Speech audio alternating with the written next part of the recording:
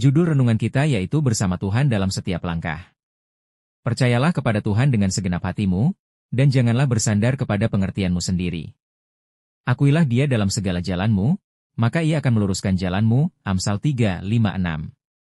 Dalam perjalanan hidup kita seringkali dihadapkan pada pilihan dan keputusan yang sulit.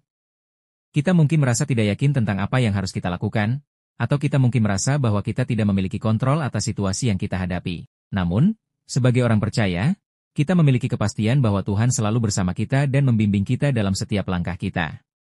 1. Percayalah kepada Tuhan. Percayalah kepada Tuhan dengan segenap hatimu. Amsal 3:5. Dalam ayat ini, kita diingatkan untuk percaya kepada Tuhan dengan segenap hati kita. Ini berarti bahwa kita harus memiliki iman yang kuat dan tidak ragu-ragu dalam mempercayai Tuhan.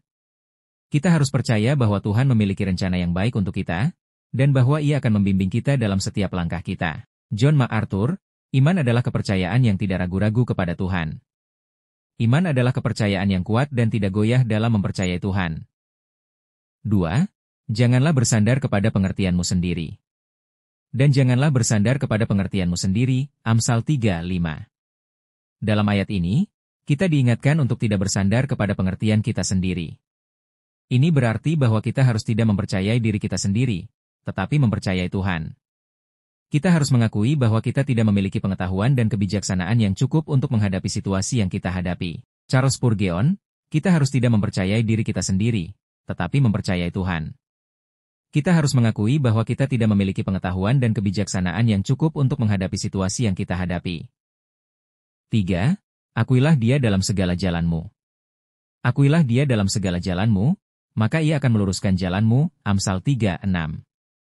Dalam ayat ini, kita diingatkan untuk mengakui Tuhan dalam segala jalan kita. Ini berarti bahwa kita harus memiliki kesadaran akan kehadiran Tuhan dalam hidup kita, dan bahwa kita harus mempercayai Tuhan dalam setiap langkah kita. Jika kita mengakui Tuhan dalam segala jalan kita, maka Ia akan meluruskan jalan kita dan membimbing kita ke jalan yang benar.